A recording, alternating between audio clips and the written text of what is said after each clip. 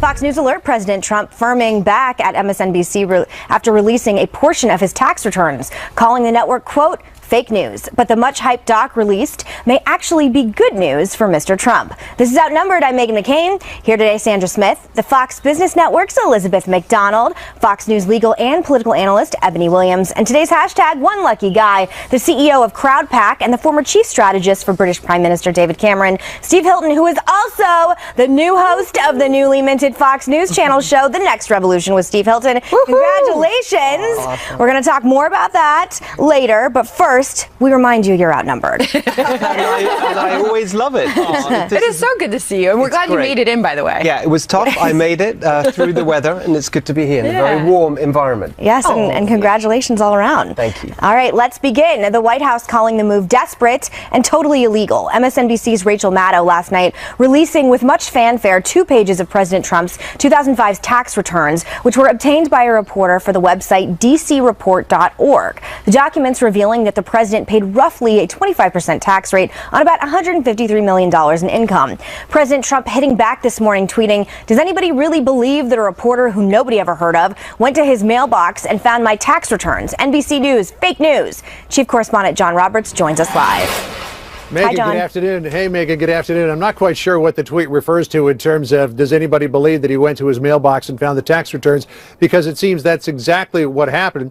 And the fact that it's fake news doesn't seem to have any relevance to the fact that the White House was very quick to confirm last night that, yes, the president did pay about $38 million of tax on $153 million in income. This is actually, and you mentioned this at the top, Meghan, a pretty good story for this White House, but the White House is professing outrage over it. The White House in a statement saying, quote, "You know you're desperate for ratings when you're willing to violate the law to push a story about 2 pages of tax returns from over a decade ago. Before being elected president, Mr. Trump was one of the most successful businessmen in the world, with a responsibility to his company, his family, and his employees to pay no more tax than legally required." You mentioned his effective tax rate. Let's put up a little page of comparison here so you can see what he did compared to other people. His tax rate was about 25.3% in 2005. That compares to President Obama's tax rate in 2015 of 18.7%. Bernie Sanders' 13.5% tax rate in 2014, and Mitt Romney, who paid 14.1% in 2011. The comparative numbers prompted a cheeky response from Kentucky Senator Rand Paul this morning, who suggested, well, maybe Bernie Sanders might want to take note of that. Listen. Since Senator Sanders is such a good socialist, I think he'd want to pay his fair share. I'm expecting news any day that he's going to send a couple $100,000 into the IRS so he can pay his fair share. The president did take some big deductions, though, back in 2005. He had $105 million of business losses, and the Wall Street Journal had reported earlier that he was eligible for a nearly $40 million charitable deduction. That was in the form of a conservation easement for promising that he would not develop the Bedminster, New Jersey golf course into anything other than a golf course, which, of course, is completely allowable by the IRS. The IRS would take 3 years to look at that, and if they didn't argue with it, then he'd be able to keep that. So that could be part of the deductions as well. Absolutely no suggestion in here at all, Meghan, of anything improper being done. And again, it seems to paint the president in a pretty favorable light, particularly when you look at those comparative numbers. Meghan? Thank you so much, John. Okay, I want to start with you, Steve Hilton. Big breaking news last night. Donald Trump is a wealthy man who paid his fair share in taxes. I know, it's amazing. There's this old sort of posh British saying that people use. It relates to fox hunting, and it's when something happens that undermines someone's argument, they say, "We've shot your fox." This fox was well and truly shot, because look at what they were saying about why it was so important to see Trump's tax returns. One, because it would show that he's not as rich as he likes to think, that he doesn't pay as many taxes, that he's got something dodgy going on with Russia. Every single one of those things was shown not to be true. And so just on the surface, in terms of an immediate story, obviously it's good for the president and not good for his critics. But I think the really important thing that underlies all this is that, they're not going to stop with this. They're going to keep going. They're going to keep going because it's all they've got. It's all to do with the fundamental point that they don't think that he was legitimately elected. They can't believe believe that he won the election. They hate the fact that he's in the White House, and they want to do anything to try and undermine him. And that's why they're going for the tax returns, because they hope that in there somewhere is something to give some kind of credence to this crazy conspiracy theory about Russia colluding with the Trump campaign. I want to just clear up some of the legal stuff. To that point, they teach us something our first year in law school, Megan. You never ask a question you don't already know the answer to. And I think that's why I hear you saying, Steve, the kind of media was pushing this narrative of he's not as rich as he says he is. He's not paying any taxes at all. They didn't really know the true answer. And now I think they're kind of probably pretty regretful. But here it is, this notion of Rachel Maddow violating the law in what she did. So this is interesting. There is actual federal code, 26 U.S. Code 6103, that says it is a felony if someone releases tax returns if they're not authorized. But it's because that person is an official of the government. So if the IRS employee or somebody like that releases it. Rachel Maddow does have some protection around First Amendment rights. It's kind of muddy, but the Supreme Court has spoken on it. So I just kind of want to put that out there for people to chew on. So it's a person who got the return and released it to Rachel Maddow. They committed a felony. Yeah. That's the issue. You know what's interesting here, guys, is that, you know, Donald Trump's effective tax rate, 25%, I think, is even higher than Comcast's effective tax rates, which owns, runs NBC. And, let's just back up. Should he release his tax returns? I mean, Nixon released it when he was under audit. That's, I think, part of the debate, too. But, you know, what it also zooms in, as Rand Paul was pointing out, is Bernie Sanders' effective rate is so low because Bernie Sanders takes advantage of a lot of deductions that Bernie Sanders himself wants to cap for the upper brackets. So he doesn't practice what he preaches, right, in his own tax returns. We've also seen the left reluctant to choose their battles. They've basically been attacking this president on everything. I wonder if does this put the tax issue to rest, or will they continue to go after him and want to see more of his tax? I don't think it will. They're going to keep going. It's like I was saying, and to me, there's something really decadent about that. And what I mean by that word is that right now in America, you've got a really big crisis. You've got an economic crisis right across the country, not in Washington, D.C. and amongst the media establishment and the political establishment. But you've got people who are desperate for a pay rise, desperate for a job. You've got a social crisis, the opioid epidemic, such big problems. And it seems to me really decadent that the establishment in D.C. and the media establishment are just obsessed with sort of chit-chat around this kind of stuff when there's such big problems to solve. That's a great point. I want to go to this tweet from Hillary Clinton's spokesman, Brian Fallon. He said, Dems should return focus to Trump Care tomorrow and the millions it will leave uninsured, not get distracted by 2 pages from a 2005 tax return.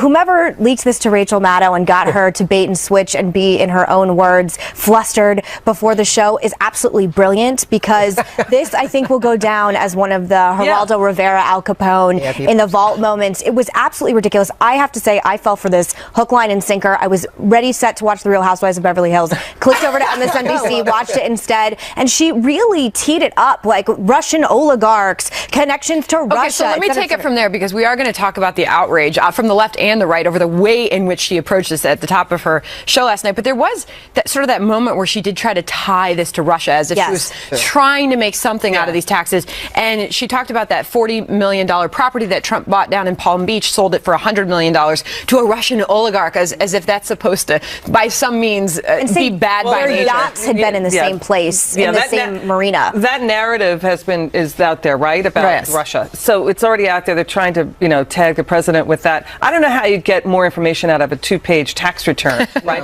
And it took an hour and a half for the reveal to happen, right? A lot of build-up, and I think a lot of disappointment. Here's the thing where I think many are kind of on the left get this narrative wrong, though.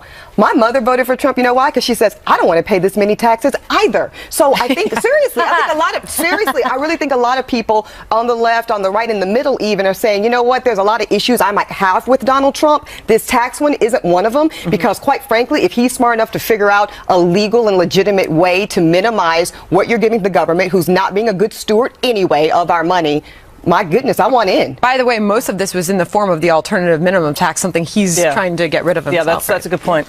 All right. Don't worry. We are going to have much more on this story, because I still have more to say. What it all says about the liberal media, and if Rachel Maddow will face any backlash for overhyping the story that a Washington Post reporter called a, quote, nothing burger. Ouch. And lawmakers on both sides of the aisle running out of patience. They want to see evidence if indeed President Obama ordered surveillance on President Trump. Lawmakers on both sides of the aisle demanding evidence of President Trump's claim that President Obama ordered surveillance on him during the 2016 presidential campaign. The Republican chairman and ranking member of the House Intelligence Committee giving a status update on their investigation just moments ago. Watch. To date, I've seen no evidence that supports the claim that President Trump made that his predecessor had wiretapped he and his associates at Trump Tower. It deeply concerns me that the president would make such an accusation without basis. All right. They also confirmed that FBI Director James Comey, as expected, will testify at Monday's hearing on Russia. Meantime, White House Press Secretary Sean Spicer saying President Trump is confident the investigation will vindicate him. Watch. How confident is President Trump that any evidence will arise to support his claim? I think he's extremely confident. There's been, I mean, I've mentioned this before, I'll let them do their job, I'll let the House and Senate, and I'll let the DOJ report this, but as I've commented in the past, I think there's significant reporting about surveillance techniques that have existed throughout the 2016 election. I'll leave it to them to issue their report, but I think he feels very confident that what will ultimately come of this will vindicate him. Meanwhile, Senators Lindsey Graham and Sheldon Whitehouse of the Judiciary Committee have asked FBI Director Comey for evidence supporting the White House's wiretap claim. Both senators say they expect an answer from Comey as early as today. Let me go back to one of Adam Schiff's exact responses to this a few moments ago. He said the reality is I don't think they have the foggiest idea what was behind POTUS's claim. Steve?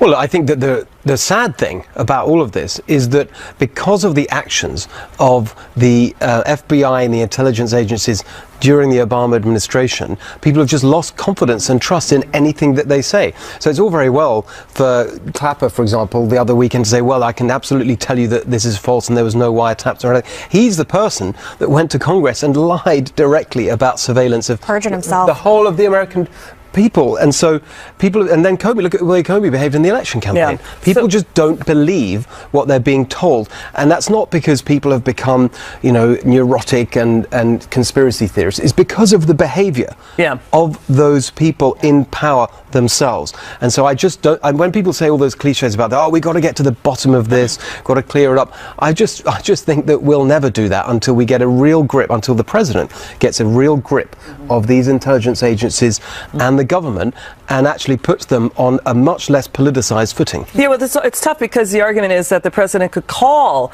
the DOJ and the FBI saying, give me the information, was I wiretapped? But then, you know, there is that report out there, reports that there was surveillance of the Russian computers, talking to Trump Tower computers, worries about Russian officials influencing the election via money, and did it get bigger with wiretaps? No evidence of wiretaps, but now we have Senator Chuck Grassley saying, I'm going to wait and sit on the nomination of the Deputy Attorney General until we get a briefing from James Comey.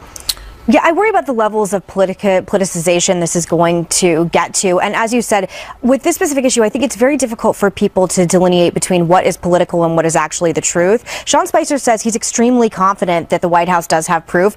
As I said earlier on in the week, I think sunshine's the best disinfectant, and I would love to see what proof they have to offer. The problem is, as you noted earlier, there's reason to believe that these intelligence agencies would do things specifically for political purpose because many of them feel defensive and territorial over the Obama legacy and the president that, you know, brought them into their original job. So I think we're beating a dead horse, and I think this is going to become one of those. But the next piece of news to come out of this is FBI Director James Comey is expected to react to Senator Graham and Senator Whitehouse's questions about this, about evidence supporting the White House's wiretap claims. Sure.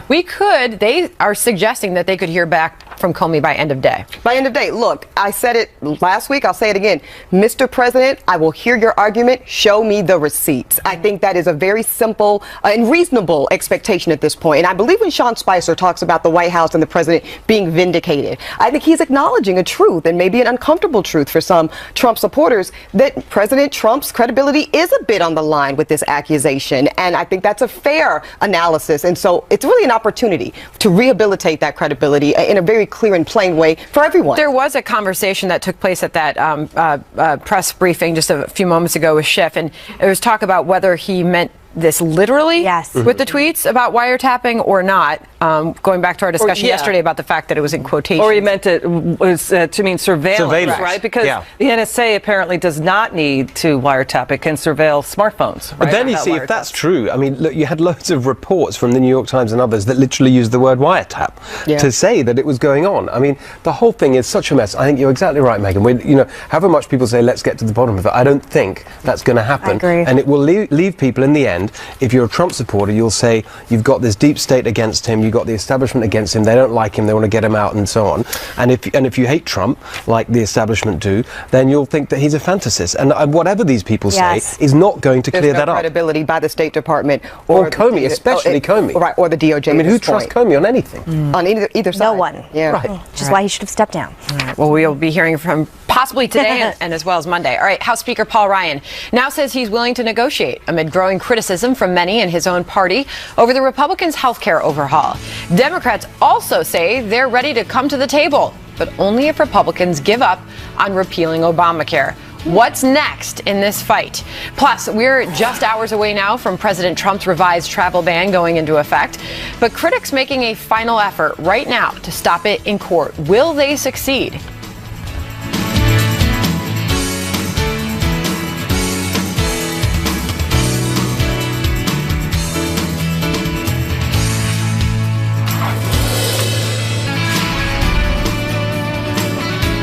The GOP and the White House stepping up efforts to move health care legislation forward amid intense criticism from conservative lawmakers over the current plan. But House Speaker Paul Ryan telling Fox he's confident there's room for compromise. Watch. The Budget Committee takes this up on Thursday. So those discussions about what kind of modifications, those are ongoing discussions. So you are open to changes? Of course we are. Meantime, Senate Minority Leader Chuck Schumer pushing for a public option, but says Democrats are also willing to compromise if the GOP stands down on scrapping Obamacare. Watch this. If Senator McConnell, Speaker Ryan, and President Trump say tomorrow they're giving up on repeal, we'll work with them to improve ACA. So let's get first to Paul Ryan. Well, okay, wait. What got you there, Steve? I'm sorry. I know this is not at the level of political analysis people have come to expect on this show, but what about when I watched that, like, his eyes, they're like something like oh, I think that's he had this sort of blue, there's something really weird going on, like Blue Laser Man. I don't know. It was a little disturbing. Sorry. I like that. He's been very busy, hasn't he? We've heard a lot from him lately. But let's go back to Paul Ryan, and we just heard from him on with Martha last night, saying that there's room for compromise with conservatives. Wait, can I jump on this really quickly, not to interrupt you, Steve, because I just can't handle this when I saw the clip. He's been going on TV saying this is a binary choice. You are either with Nancy Pelosi or you're with the Republicans on this repeal and replace. The end. Everyone that is in the Freedom Caucus needs to get in line. This is a big tent party. What changed last night? Because that little clip is very significant. You know, where's the compromise? Because the big issue, it seems, is we have to take care of the poor. And Paul Ryan has been about those those Medicaid block grants to the states. Let the states handle that issue. I'll tell you, the GOP cannot fall down on this. They have to come out saying, yes, we are going to take care of the poor. But can I just make one point that the CBO scoring, they're saying 24 million people will not have insurance within 10 years. That's about the same number of people the CBO said were going to be in the Obamacare exchanges. And it's less than half of that. Yeah, but they don't have a clue. I mean, they're sort of budget number people, and they can't predict how people would respond years down the line to a changing market. But I think that the underlying point here is actually not about healthcare. It's actually deeper than that. It's about how Congress works and how, the fact that it doesn't work. And I think the problem is that if you look at the sort of detail of this, there's a whole bunch of things that Paul Ryan is saying will happen in the future that may actually get some of those Freedom Caucus people on board and actually genuinely create some kind of consensus. But he's saying we can't do that in this bill because we can do it by regulation, and then we need other legislation, and that's all to do with blah blah blah. All this kind of in the weeds, the process of Congress. Right. That is what's driving this into the ditch. And actually, what everyone knows that Washington isn't working. The president was elected in order to make it work. So I think the most important thing that needs to happen is for someone to say to them, forget about your stupid rules on your processes. It's not working for the American people. You actually need to make this all happen quickly. But present a concise bill. We've had 6 years to do this. Just start with the bill you want. How about that? What about the one you put on President Obama's desk in 2009? I think Paul Ryan understands that there's blood in the water, and if this doesn't work, President Trump's head's not going to roll. It's his. You know, Ebony, there's a big problem. I'm sorry because this is upsetting. Obamacare did have in it health compacts saying to the states you can sell insurance across state lines. 5 states did it.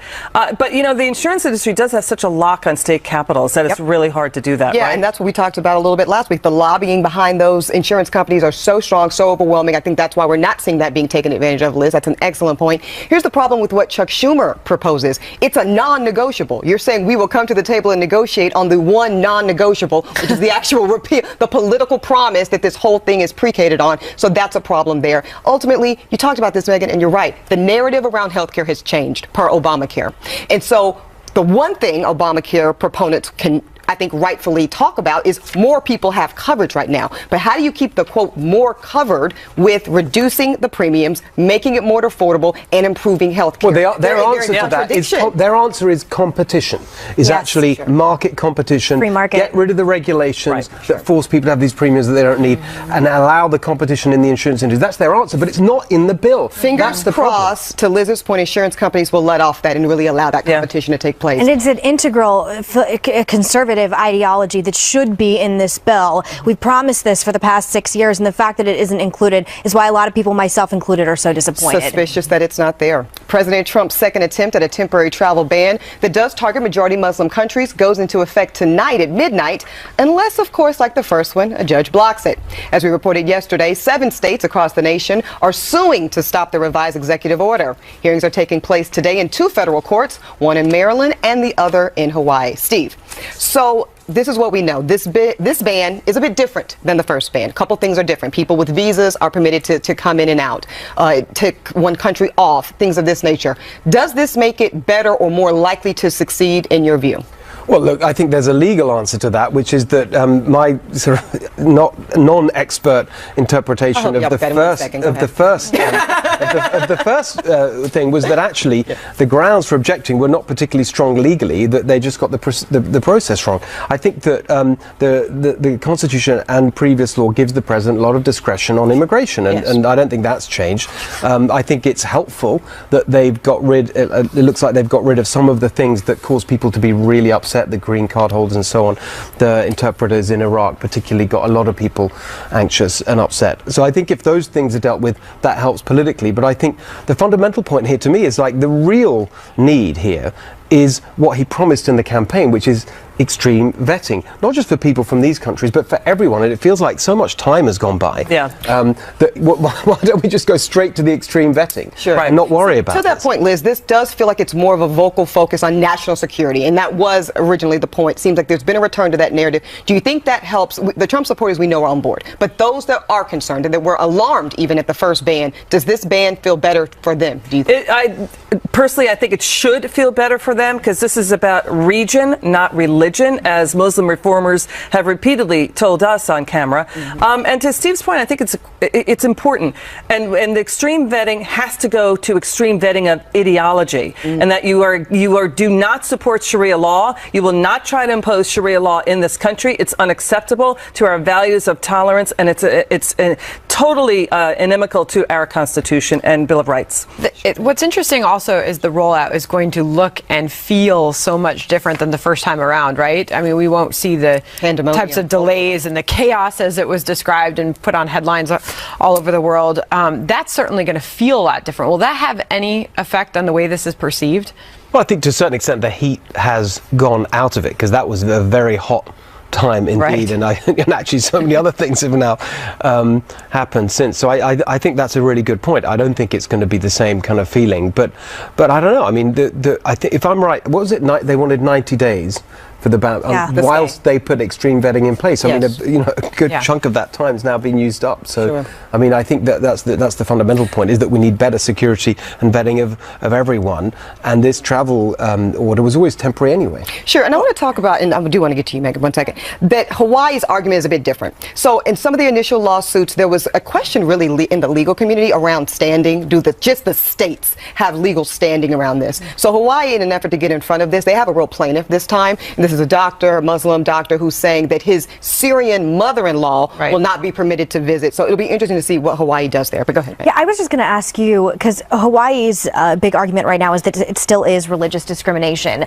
And we had a conversation last week on the couch about intent coming into play when it comes to legal cases, meaning the quote Muslim ban from the campaign trail, words from Mayor Giuliani and Donald Trump himself could actually come back to bite him. Do you think that will happen in the case in Hawaii as well? I expect so, Megan. Yes, I expect those lawyers for the state of Hawaii to make that argument, because it's probably going to be they've got a strong counter argument, which is national security. So you've got to balance something with national security. I think the closest they're going to get is this First Amendment kind of establishment clause, due process, all of these things. That's going to be their best chance, and they still ultimately might come up short. MSNBC's Rachel Maddow is being accused of on President Trump's tax returns. Whether she did that and whether she wound up discrediting herself in the process. Stay with us. They even had it on the news. Don't believe the hype. Don't believe the hype. Don't believe the hype. Yes, was the start of my last jam. So here it is again, another death jam. But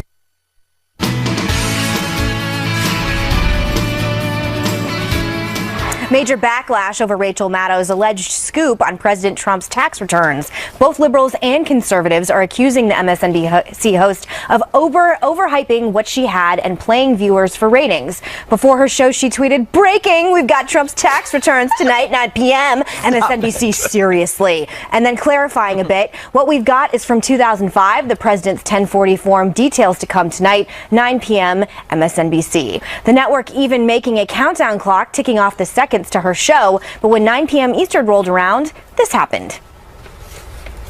Without further ado, I pass the baton to my friend and colleague, Rachel Maddow. Your show starts now. Good evening, Rachel. Good evening, Chris. It's been a little bit of a hullabaloo around here this evening. I apologize for being a little flustered. People literally were tweeting at me, "Shut up, get to Rachel." Well, you can't before 9 o'clock because I'm not sitting here I wanted to respond. Okay. until 8:59:58. I'm going to go watch. Thank you, Chris. Appreciate it. And thanks to you at home for joining us for the next hour. You may have heard we've got some significant breaking news tonight. Donald Trump's tax returns. Breathe. Oh my gosh. Okay, it took her about 20 minutes to even get to her story. And then when her show ended, MSNBC's Lawrence O'Donnell invited Maddow over to his set to keep on talking, but not before gushing to her about her reporting. You know, normally at 9 p.m., I have some stuff to do to prepare for a 10 p.m. live TV show. All that stuff I made sure was done at 8:59 p.m. I got to watch every minute tonight. This has been riveting television. This has been an amazing revelation. Okay, viewers were not impressed. Some tweets saying, quote, "odd and blatantly vague," phrasing for Rachel Maddow to hitch her wagon to last night. She's now nothing more than a girl that cried wolf. Rachel Maddow turned a scoop on Donald Trump's taxes into a cynical, self-defeating spectacle. She is no journalist. And Rachel Maddow looked ridiculous last night. She did Trump a major favor. He paid more taxes than Obama and even Bernie. So, I have so much to say on that. I have so much to say, but I will start with you, Steve. I mean, it's one of the more bizarre things I've ever seen on television in my entire life, and I'm 32 years old. Funny enough, I was, battling through the elements to get here from California. I missed it. I didn't see it. That's the first time I've seen it. It is kind of excruciating, like you watch that and, well, I think that, to me, this illustrates just a bigger point here, which is that, for weeks and weeks and weeks, we've just seen this endless speculation and these conspiracy theories and trying to make something out of nothing, and it's just really, I think there's a sort of nervous breakdown going on. Yeah, it feels like that. On the left and Hysteria. in the media, who are just so desperate to prove their theory that obviously it can't be as straightforward as Donald Trump won the election because people wanted change in America, that it had to be because the Russians conspired with it. And just so desperate to prove that, they go to any lengths, and it's just really embarrassing. But Liz, she has producers, and I found out that this was actually already reported in the Wall Street Journal last year, that Donald Trump paid $38 million in taxes. So I don't know what the giant reveal was on this. Yeah, and why was it last night? Quote, significant as they presented it last night? The storyline was from the Democrats that Donald Trump has paid no taxes. He has been paying taxes. Even the White House scooped Rachel Maddow because it took Rachel Maddow an hour and a half to get to the story. And CNBC, the sister network to MSNBC, said this. They put up the piece that Trump just got a nice victory, thanks of all people to Rachel Maddow. And people are tweeting out, it takes less time to fill out your taxes than it is to get to the scoop, the so-called scoop. It really was like the way a reality show is hyped, though. It was much like the way the Bachelor finale was. It was like, we're going to have the big reveal coming up at 9 p.m. Here's the countdown clock and the most dramatic tax reveal ever. It was, I agree with you that I think the left is having some kind of maybe divorcement from reality right now. I think the president used a very good word to describe it, desperation. I mean, it did reek of desperation. And I like you, Megan, I was a bit of a sucker and I tuned in, but even though I knew that the White House had already scooped her report on this and put the taxes out there, and I watched it, and I feel like her viewers that I kind of want an apology for wasting my time. 100%. Like I said, I missed the finale last night. But then I quickly switched over to Tucker. So it's like this. I think that Rachel and her producers, they forgot how important the second half is. I think they were genuinely very excited. You asked about this, it was like, what's the big deal? We got the tax return, the thing that Donald Trump never wanted us to get our hands on. I think that part was very exciting for them.